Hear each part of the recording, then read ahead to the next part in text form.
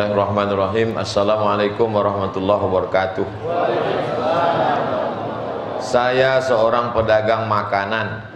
Bolehkah melayani pelanggan laki-laki untuk makan minum pada satu waktu Jumat? Dan apa hukumnya Pak Ustadz? Tidak sah jual beli ketika sudah azan masuk waktu Jumat sampai selesai sholat Jumat. Jadi kenapa laki-laki ini sampai tak sholat Jumat? Man tarakal jum'ata salasa marratin, siapa yang meninggalkan sholat Jumat 3 kali tahawunan karena menyepelekan sholat Jumat, taba'allahu ala qalbi, Allah mengunci hatinya. Azab yang paling mengerikan adalah hati terkunci. Khatamallahu ala qulubihim wa ala sam'ihim wa ala absarihim. Hati terkunci, talingo tersumbat, mata tertutup. Summum bukmun umyun, pokak, tuli, bisu, buto. Azab di atas azab.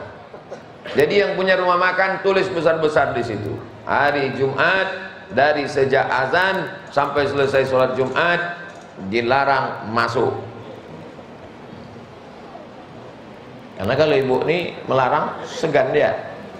Laki-laki ini paling berakal sehat, maka dia sholat Jumat. Nah, habis waktu. Allah lebih dekat dari urat nadi dan napas kita. Allah lebih dekat dari semua itu. Sebelum kita bicara, Allah lebih tahu sebelum kita jalankan. Itu ayat Quran. Wa nahnu aqrabu ilaihi min hablil warid. Kami lebih dekat dari urat nadi. Wa nahnu khalaqnahum, kami yang menciptakan mereka. Wa na'lamu ma tuwaswisu bihi nafsuh, kami tahu apa yang berbisik-bisik dalam hatinya. Bila terlintas di hatimu ingin berzina. Untung masjid, kalau luar masjid sudah selesai kita nyanyikan. Mengapa harus berdoa dan meminta Pak Ustadz? Allah kan tahu apa yang dalam hati. Mengapa kita mesti berdoa? Ini yang menulis nih, dia nih tak pernah berdoa. Dia tak pernah berdoa. Pas ditanya, kau tak pernah berdoa? Enggak. Kenapa tak berdoa? Karena kau tahu yang ku mau.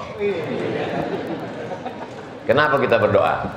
Yang pertama, qul in kuntum tuhibbunallah, kalau kau cinta kepada Allah, fattabi'uni, ikuti aku. Siapa aku di situ? Nabi Muhammad. Nabi Muhammad berdoa waktu malam perang Badar, diangkatnya tangannya dari tahajud sampai subuh. Nabi berdoa mengangkat tangan. Itulah mengapa kita berdoa, karena mengikut Nabi Muhammad Sallallahu Alaihi Wasallam. Pertanyaan ini cerdas. Ini pertanyaan ini bergizi, berkualitas. Nah, logika akal. Allah kan tahu apa yang di dalam. Ya. Kalau Allah tahu yang di dalam, kenapa kita berdoa? Karena bukan Allahnya yang jadi masalah, ini kan kitanya. Allah tak ada masalah, kita yang bermasalah. Kita kurang yakin, kita yakinkan diri kita. Ya Allah, kabulkanlah ya Allah. Makanya orang yang berdoa itu menunjukkan kesungguhannya.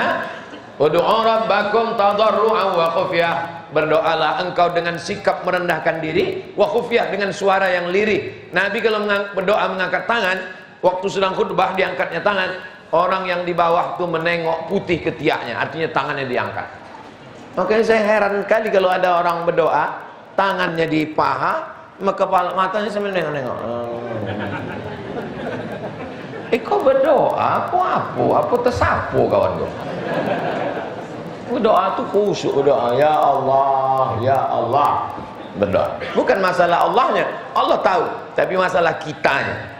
Sama macam seorang istri bertanya ke suaminya, abang cinta sama aku? Kalau tak cinta, takkan ku nikahi kau, ku batang ke bapakmu.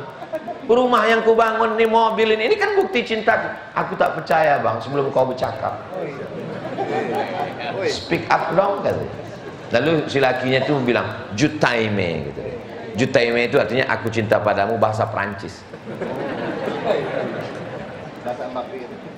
Assalamualaikum. Apakah ada wajib zakat pada lahan kelapa sawit jika uang belinya masih pinjam di bank dan nilainya sudah mencapai haul? Punya tapak rumah harga tapak rumah semeter di daerah sini 2 juta. Lalu kemudian harga tapak rumahnya itu 3 miliar. Adakah zakatnya? Tak ada. Punya mobil, harga mobilnya 2 miliar, tak ada zakatnya. Punya tapak sawit, tak ada zakatnya. Sawitnya berbuah dan mengeluarkan hasil, hasilnya dizakati. Berapa zakatnya?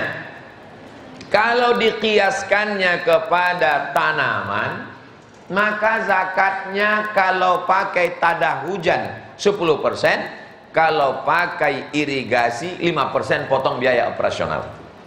Kalau dikiaskannya kepada zakat perniagaan 2,5%. Itulah mengapa sebagian orang yang bersawit nih, aku keluarkanlah 5%. Kenapa? Karena ini kan seperti tanaman. Kau, aku seperti dagang, maka 2,5%. Kau, aku bingung sampai sekarang belum berzakat lagi. Keluarkan, pilih antara 2,5% atau 5%. Mau 10, bagus. Lebihnya itu terhitung sebagai sedekah. Apa hukumnya meminjam uang dengan gadai surat berharga atau BPKB kendaraan? Pinjam duit 1 juta, bayar 1.100.000. Pinjam 100 juta, bayar 110. Apa namanya itu? Riba. Orang yang makan riba, limo. Pertama, la yaqumu illa kama yaqumul ladzi yataqabbathu syaitanu minal mas. Bangkit dari kubur, nanti di akhirat bangkit dari kubur macam bangkit dari kerasukan setan. Kalau nampak nanti orang kerasukan setan waktu bangkit dari kubur sempoyongan macam ini yang meletakkan BPKB potong. Kedua, duit riba dibelikan ke nasi, dimakan, lidah kena duit riba, doa tak dikabulkan Allah. Mat'amuhu haram, karena lidah makan haram. Kasihlah aku anak yang soleh, lidah makan haram, tak dikabulkan Allah. 3, masuk ke badan menjadi darah daging. Ayyuma lahmin nabata min aramin, tumbuh dari yang haram, fannaru aula bih, tempatnya api neraka. Berat kau 50 kilo, yang halal cuma 10 kilo, yang 40 haram, diobok-obok dalam neraka, habis hancur terbakar baru masuk surga. 4, nasiyatin kadzibatin khati'ah, ubun-ubun pembuat dosa. Yang berdosa kan mata. Kenapa pula ubun-ubun? Karena sepiring mangkok katupek gulai paku dibeli dari duit riba haram, berubah menjadi setetes darah, masuk ke dalam jantung, dari jantung menyembur naik ke otak. Dari otak inilah memerintahkan ke mata, otak memerintah ke telinga, jangan kasih anak makan riba karena otaknya hitam, haram, mau berbuat dosa-dosa. Saya heran, saya nengok kawan saya nih Pak Ustadz, cerita sama dia 5 menit. Menit yang pertama itu aja yang halal, dia habis itu haram aja. Nah, itulah otak-otak haram. Yang kelima, kalau sudah tidur malam, tidurnya jam 9, jam 10, tak terbangun sholat tahajud, bukan salah jam, bukan salah mata, tapi gara-gara makan haram. Dicabut Allah satu nikmat. Nikmat apa? Nikmat sholat malam. Dicabut Allah nikmat, tak terasa lagi nikmatnya. Nikmat makanan tercabut. Ada yang lebih menyakitkan, tak terasa lagi nikmat sholat. Nauzubillah. Apa hukum khitan untuk anak perempuan? Mazhab Syafi'i wajib. Anak saya laki-laki, tapi anak perempuan keponakan jamaah saya suruh, dokter tak mau mengkhitan Pak Ustadz. Ya, karena dilarang PBB. PBB ini semua diurusnya. Tujuannya untuk apa? Kata Nabi kepada tukang khitan di Madinah, kau potong tapi jangan banyak-banyak, karena kalau banyak nanti dia jadi frigid, hilang nafsu seksualnya. Tapi kalau tak dipotong maka dia menambah libido seksual. Di zaman sekarang makanannya, tontonannya, pergaulannya, kalau dia tak disunat macam kuda liar dia nanti.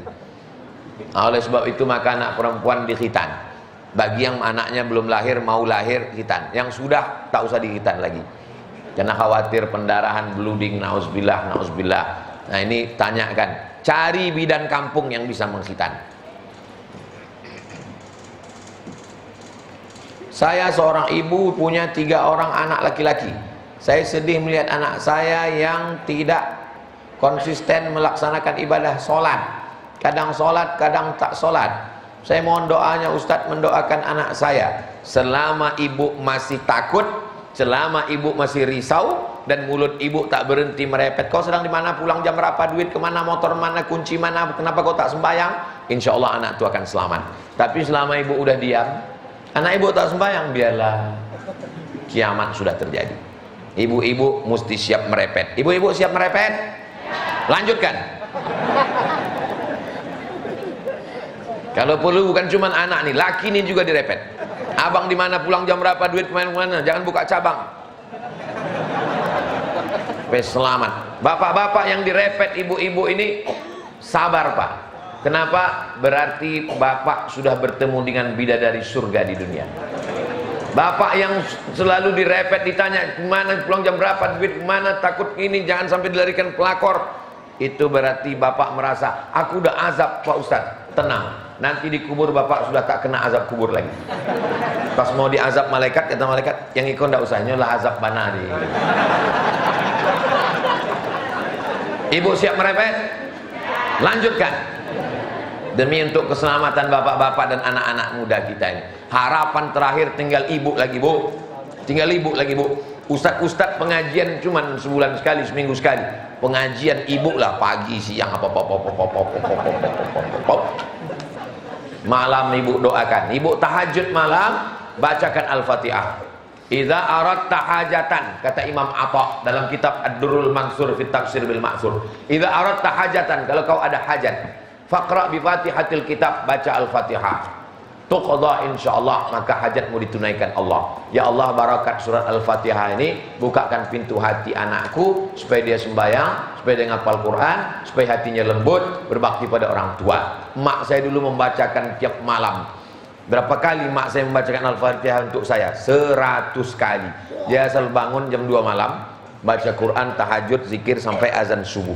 Begitu dia tiap malam, sampai malam meninggalnya pun begitu. Tahajud, saya tanya, waktu itu saya sedang di Madura, saya tanya makcik yang tidur sama dia, macam mana makcik mak saya itu waktu malam tuh? Biasa, macam biasa, bangun dia jam 2, dia baca Quran, dia tahajud, dia berzikir, habis itu ditontonnya video kau.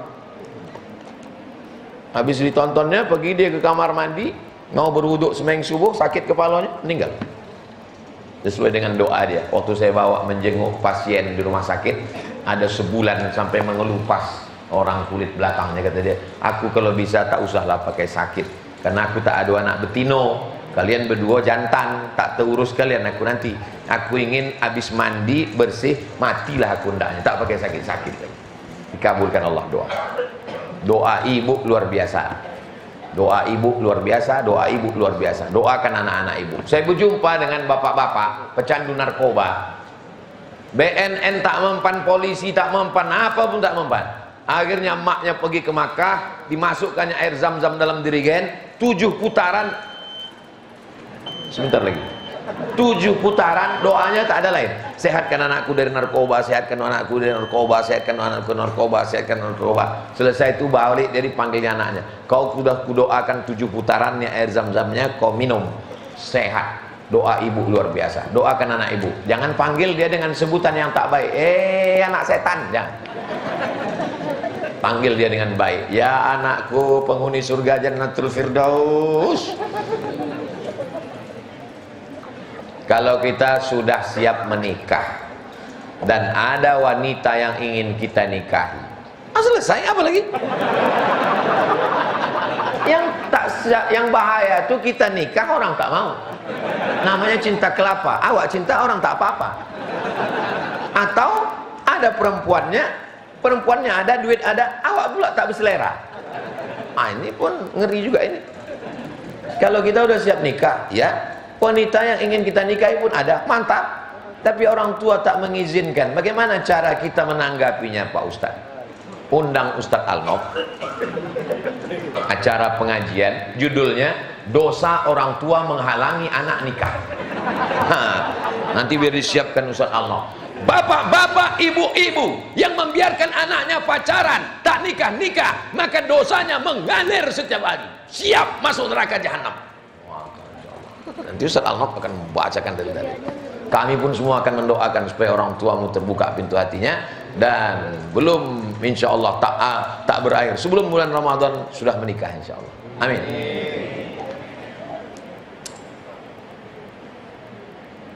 Ada simpanan emas sudah lama. Pertama disimpan sudah dikeluarkan zakatnya. Bagaimana selanjutnya Pak Ustaz? Batasnya 85 gram. Ingat, 85, 85, 85, 85, 85, 85. Jangan keluar dari sini berubah jadi 58. Kapan emas itu mencapai 85 gram? Emas saya 85 gram tanggal 1 Rajab. Oke, 1 Rajab 85 gram. Kapan baru dibayarkan zakatnya? 1 Rajab tahun depan. Dari 1 Rajab ke 1 kapan 85 gram? 1 Rajab. 1 Rajab tahun 1445 bayarkan zakatnya.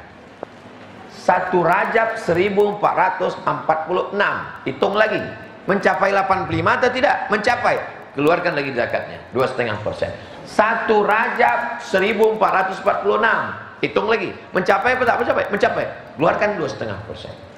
1 Rajab 1447. Mencapai apa tak mencapai? Mencapai. Sekarang saya ajarkan cemana supaya tak berzakat. Nah, begini caranya. Begitu udah mencapai 80 hompe, jual. Nah, simpan. Lah 83 jual. Seumur hidup tak berzakat. Nah, itu enaknya ngaji sama saya. Ada, tapi ingat, Allah Maha tahu. Zakat yang kau belok-belokkan, dia akan keluar dengan caranya sendiri. Diabetes meletus, jantung koroner, tulang keropos, tak ada angin, tak ada hujan, tiba-tiba sakit pinggang, waspadalah.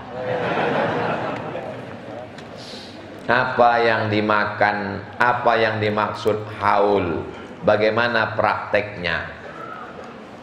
Membayar zakat itu mesti 1 haul. 1 Rajab ke 1 Rajab. Apa artinya? 1 haul itu setahun. Hala yahulu haulan, sampai 1 tahun.